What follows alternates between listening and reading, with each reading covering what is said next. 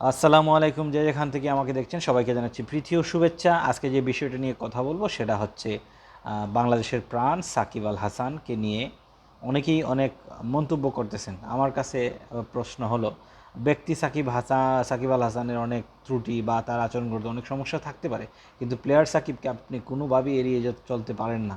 তার যে অর্জনগুলা যদি দেখেন এবং বাংলাদেশের ক্রিকেটে তার অবদানগুলোও দেখেন, আপনি কোনোভাবেই অস্বীকার করার সুযোগ নাই।